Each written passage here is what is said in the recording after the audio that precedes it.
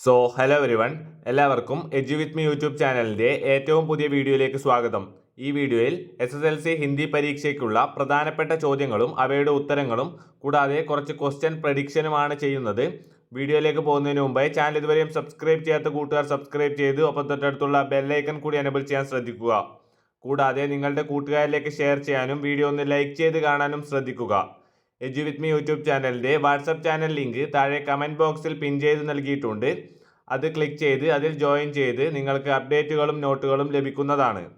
അപ്പോൾ നമുക്ക് നേരെ വീഡിയോയിലേക്ക് കടക്കാം. ആദ്യമായി തന്നെ വിശേഷൻ എന്ന ഭാഗത്തു നിന്നുള്ള ചോദ്യങ്ങളാണ് നോക്കുന്നത്. വിശേഷൻ എന്ന ഭാഗത്തു നിന്നുള്ള ചോദ്യങ്ങൾ എഴുതാൻ വളരെ സിമ്പിളാണ്. അതിനായി തന്നെ നമുക്ക് ആദ്യമായി ഒരു വാക്ക് നൽകിയിട്ടുണ്ടാവും. അതിൽ രണ്ട് ഭാഗങ്ങളാണ് ഉണ്ടാവുക. ഉദാഹരണത്തിന് ഇവിടെ നീലി സ്യാഹി എന്നാണ് നൽകിയിട്ടുള്ളത് ഈ വാക്ക്. അപ്പോൾ ഏതൊരു വാക്കിൻ്റെയും വിശേഷണം ചോദിച്ചാൽ അതിൻ്റെ ആദ്യം വരുന്ന ഭാഗം, അതായത് ഇവിടെ ഇപ്പം നീലി എന്നതാണ് വിശേഷൺ ശബ്ദമായി വരുന്നത്. രണ്ടാമതായി ബൂട്ട മഹിള എന്നതിൽ നോക്കുകയാണെങ്കിൽ ബൂട്ട എന്നതാണ് വിശേഷൺ ശബ്ദം. അതോടൊപ്പം തന്നെ പീലെ ഫൂൽ എന്നതിൽ പീലെ എന്നത്, അതായത് ആദ്യ ഭാഗത്ത് വരുന്നതാണ് വിശേഷൺ ശബ്ദം എന്ന് ഓർത്തു വയ്ക്കുക. 1 മാർക്ക് ഉറപ്പായ ചോദ്യമാണ്. മറ്റുള്ള എക്സാമ്പിളുകൾ നിങ്ങൾ ചെയ്തു നോക്കാവുന്നതാണ്. അടുത്ത ചോദ്യം സമാനാർത്ഥി ശബ്ദം എന്ന ഭാഗത്ത് നിന്നുള്ള ചോദ്യമാണ്. ഇവിടെ കുറച്ച് വാക്കുകളും അവയുടെ അർത്ഥങ്ങളും നൽകിയിട്ടുണ്ട്. വളരെ പ്രധാനപ്പെട്ടത് നമുക്ക് ഡിസ്കസ് ചെയ്യാം. ബു എന്നത് ഗന്ധ്, കരീഗാർ എന്നത് ശില്പി, കൂടാതെ ദോഹാത്ത് എന്നത് ഗാവ്. ബാക്കി നിങ്ങൾക്ക് സ്ക്രീനിൽ പോസ്റ്റ് ചെയ്ത് വായിക്കാവുന്നതാണ്. ഇതൊക്കെ വളരെ പ്രധാനപ്പെട്ട സമാനാർത്ഥി ശബ്ദങ്ങളാണ്. പരീക്ഷയ്ക്ക് വരാൻ വളരെ സാധ്യതയുള്ള ചോദ്യങ്ങളാണ്. അടുത്തത് പ്രയോഗ് ഔർ അർത്ഥ് എന്ന ഭാഗത്ത് നിന്നും ചോദിക്കാൻ സാധ്യതയുള്ള ചോദ്യമാണ്. കന്ദ ദേന എന്നതിൻ്റെ അർത്ഥം സഹായത കർണ എന്നാണ്. ഇന്ദസാർ കർണ എന്നതിനർത്ഥം പ്രതീക്ഷ കർണ. താരീഫ് കർണ എന്നതിനർത്ഥം പ്രശംസ കർണ. വഹ്വാഹി എന്നതിനർത്ഥം താരീഫ് കർണ എന്ന് തന്നെയാണ്. നക്കൽ കർണ എന്നതിന് അനുകരൺ കർണ. അടുത്തത് ഷമീദ മഹസൂസ് കർണ എന്നത് ലജ്ജാക്ക അനുഭവ് കർണ. ലോഹാലേന, ഇത് വളരെ പ്രധാനപ്പെട്ട ചോദ്യമാണ്. ഉറപ്പായും പഠിച്ചിരിക്കേണ്ട ഒരു അർത്ഥം തന്നെയാണിത്. അത് ലഡായി കർണ അല്ലെങ്കിൽ മുക്കാബല കർണ അല്ലെങ്കിൽ സാമ്ന കർണ, യുദ്ധ കർണ. ഇതിലേത് വേണമെങ്കിലും പരീക്ഷയ്ക്ക് ചോദിക്കാവുന്നതാണ്.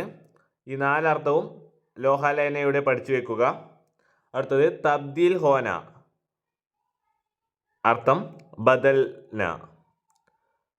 പെയ് ഫട്ന, പ്രഭാത് ഹോന. ബാഞ്ചെ ഗിൽ ജാന, പ്രശസ്ത് ഹോന. മൂഹ് ഉദർ ജാന, ഉദാസ് ഹോന. ഇത് വളരെ ഇമ്പോർട്ടൻ്റായി പഠിച്ചു വെക്കേണ്ട ചോദ്യങ്ങളാണ്. നിങ്ങൾ ഒന്നുകൂടി വായിച്ച് റിവൈസ് ചെയ്യാവുന്നതാണ്. അടുത്ത ചോദ്യം സർവനാം പ്രത്യയ് എന്ന ഭാഗത്തു നിന്നുള്ള ചോദ്യമാണ്. ആദ്യമായ ഒരു ചോദ്യം തന്നെ നോക്കാം. സഹി വികൽപ്പ് ചുൻകർ ലിഗോ. ഇവിടെ 4 ഓപ്ഷനുകൾ നൽകിയിട്ടുണ്ട്. ഇതിൽ ശരിയായത് തൂ പ്ലസ് കി തേരി, ഇതാണ് ശരിയായിട്ടുള്ളത്. രണ്ടാമത്തെ ചോദ്യം മേരി എന്നതിൽ മേരി മേം നിഹിത് സർവനാം കോൻസാ ഹെ. മേരി എന്നതിലുള്ള സർവനാമം ഏതെന്നാണ് ചോദ്യം. ഇവിടെ മേരി എന്നതിൽ മേം എന്നതാണ് സർവനാമം. അത് ഈ ടേബിൾ പഠിച്ചു വെക്കാൻ ശ്രദ്ധിക്കുക. ഉറപ്പായും ഇതിൽ നിന്നൊരു ചോദ്യം പ്രതീക്ഷിക്കാവുന്നതാണ്. വേഗത്തിൽ പറഞ്ഞു പോകാം. വഹ് പ്ലസ് ക ഉസ്ക, യഹ് പ്ലസ് ക ഇസ്ക, വേ പ്ലസ് ക ഉൻക, എ പ്ലസ് ക ഇൻക, മേം പ്ലസ് ക മേര, തൂ പ്ലസ് ക തേര, തും പ്ലസ് ക തുമാര, ഹം പ്ലസ് ക ഹമാര. ഇത്രയുമാണ് വളരെ പ്രധാനപ്പെട്ടത്. ഇതിൽ നിന്നും പരീക്ഷയ്ക്ക് ചോദിക്കാറുണ്ട്. ഇതെല്ലാം നിങ്ങൾ സ്ക്രീൻ പോസ്റ്റ് ചെയ്ത് വായിക്കേണ്ടതാണ്. വീഡിയോയുടെ ലെങ്ത് കൂടുന്നതിനാലാണ് അങ്ങനെ പറയുന്നത്. അടുത്തത് വളരെ പ്രധാനപ്പെട്ട ഒരു ഭാഗമാണ് ലഗ ലഗെ ലഗി ലഗീം. ഇതിൽ നിന്നും ഏതെങ്കിലും ഒന്ന് നാളത്തെ പരീക്ഷയിൽ നിങ്ങൾക്ക് ചോദിക്കുന്നതാണ്. ആദ്യമായി തന്നെ ലഡ്ക ഹിന്ദി ലിഖ്നെ ലഗ. ഇവിടെ ലഡ്ക എന്ന് വന്ന, അതായത് പുല്ലിംഗം വന്നതിനാലാണ് ഇവിടെ ലഗ എന്ന് വരുന്നത്. ഓർത്തു വയ്ക്കുക, ലഡ്ക എന്നതിൽ ക വന്നാൽ ലഗ. അടുത്തതിൽ ലഡ്കെ എന്നതിൽ കെ വന്നതിനാൽ ലഗെ. ലഡ്കി എന്നതിൽ കി എന്നത് വന്നതുകൊണ്ട് ലഗി. ലഡ്കിയാം എന്നത് വന്നതിൽ ലഗീം. ഈ 4 എണ്ണം ഓർത്തു വയ്ക്കുക. ക എന്നാൽ ലഗ, കെ എന്നാൽ ലഗെ, കി എന്നാൽ ലഗി, കിയാം എന്നാൽ ലഗീം. അടുത്തത് വാക്യ പിരമിഡ് എന്നതാണ്. 2 മാർക്ക് ഉറപ്പായ ചോദ്യമാണ്. ഇവിടെ ആദ്യമായി തന്നെ ഗംഗി കർ രഹി ഥി എന്നൊരു വാക്ക് നൽകിയിട്ടുണ്ട്. അത് നമ്മൾ ഒന്നുകൂടി ആഡ് ചെയ്യുമ്പോൾ നമുക്ക് ആദ്യം തന്നെ ഇത് ആഡ് ചെയ്യാം. മേങ്കെ, അതായത് ആദ്യം തന്നെ ഗംഗി, മേങ്കെ ക ഇന്ദസാർ കർ രഹി തി. അപ്പോൾ രണ്ടാമത്തതായിരിക്കുന്നു. മൂന്നാമത്തത് ഗംഗി ജഗതാക്കി ഉടമേ മോക്കെ ക ഇന്ദസാർ കർ രഹി തി. ഇവിടെ ഈ സ്പേസ് ഇല്ല, ഇത് മാത്രമേ, അത് 3 എണ്ണമാണ് വരുന്നത്. അതുപോലെ നിങ്ങൾ ഇത് ഹോംവർക്കായി ചെയ്യുക. ഇതുപോലുള്ള ചോദ്യം ഉറപ്പായും പരീക്ഷയിൽ വരുന്നതാണ്. അടുത്തത് വാർത്താലാബ് അല്ലെങ്കിൽ സംവാദ് അല്ലെങ്കിൽ ബാത്ചീത്ത് എന്ന് പറയുന്ന സംഭാഷണമാണ്. ഇതിലേത് വേണമെങ്കിലും വാർത്താലാബ് അല്ലെങ്കിൽ സംവാദ്, ബാത്ചീത്ത്, നിങ്ങൾ കൺഫ്യൂഷനായി പോകാതിരിക്കാൻ വേണ്ടി പറഞ്ഞതാണ്. ചോദിക്കാൻ സാധ്യതയുള്ള ചോദ്യം തന്നെയാണിത്. ഇത് മിഹിറും മോർപാലും തമ്മിലുള്ള സംഭാഷണമാണ്. ഇത് ഉറപ്പായും പഠിച്ചു വെക്കേണ്ട ചോദ്യമാണ്. അടുത്തത് പടുക്കഥ എന്ന ഭാഗമാണ്. നമ്മുടെ പാഠഭാഗത്തു നിന്നുള്ള കുറച്ച് ഭാഗം നൽകി പടുക്കഥ തയ്യാറാക്കാനാണ് ചോദ്യം വരിക. ആദ്യം പടുക്കഥ തയ്യാറാക്കുമ്പോൾ ദൃശ്യ ഏക്ക് എന്ന് എഴുതിയ ശേഷം സ്ഥാൻ, അത് ഇപ്പോൾ ഇവിടെ സ്കൂൾ കെ പാസ് കി സഡക്, സമയ് സുബഹ് 11 ബജെ, അത് ഏത് സമയം വേണമെങ്കിലും അത് സന്ദർഭത്തിനനുസരിച്ച് എഴുതാവുന്നതാണ്. പാത്ര എന്നത് ഇവിടെ ബേല 11 സാൽ കി ലഡ്കി, സാഹിൽ 11 സാൽ കാ ലഡ്ക, യൂണിഫോം പഹനാ ഹെ. അതിനുശേഷം ദൃശ്യിക വിവരണം എന്ന് നൽകി ആ സന്ദർഭം ഒന്ന് വിശദീകരിക്കുക.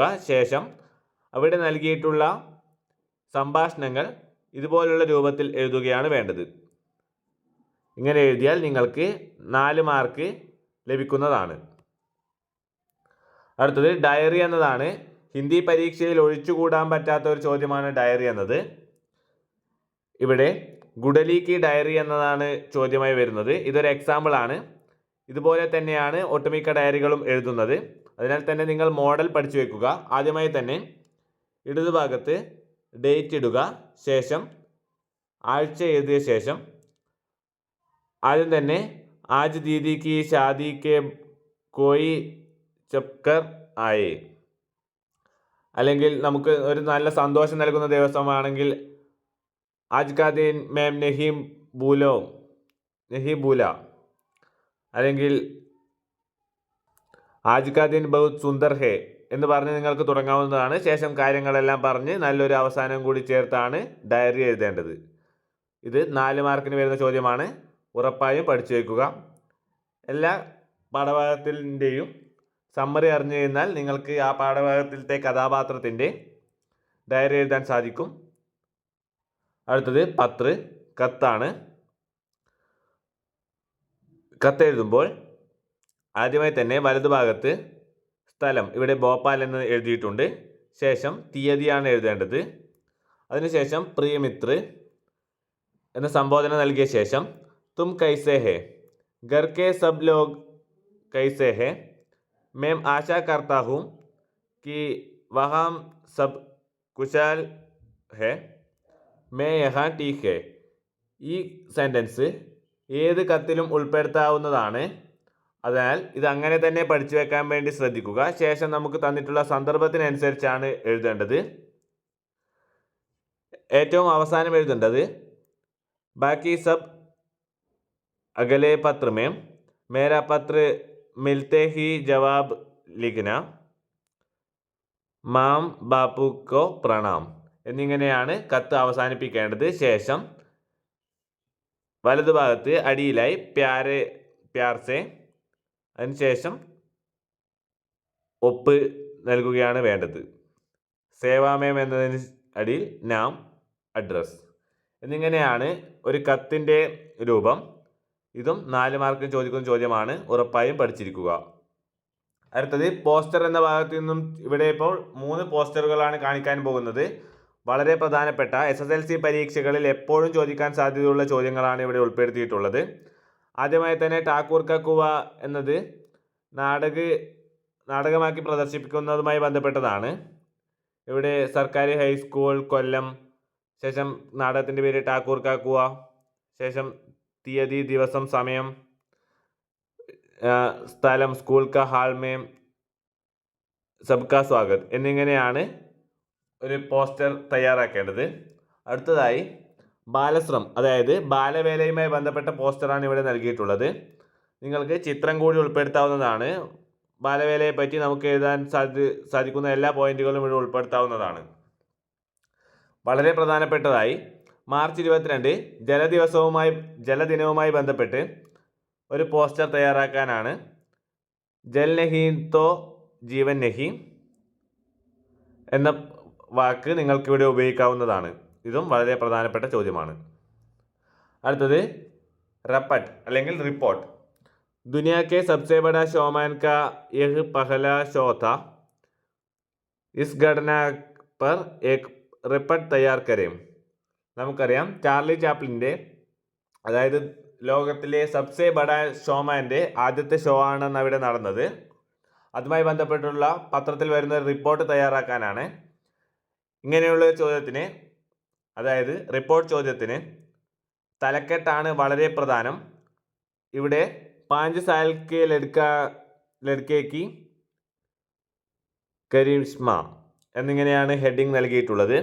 ഈ ചോദ്യം ചോദിച്ചാൽ ഇത് തന്നെ നിങ്ങൾക്ക് എഴുതാവുന്നതാണ്. ഇതിന് തന്നെ നല്ല മാർക്ക് ലഭിക്കുന്നതാണ്. ശേഷം സ്ഥലം, അതായത് ലണ്ടൻ. ശേഷം അന്ന് നടന്ന എല്ലാ കാര്യങ്ങളും കൂടി നിങ്ങൾ ഇപ്പോൾ സ്ക്രീൻ പോസ്റ്റ് ചെയ്ത് വായിക്കാവുന്നതാണ്.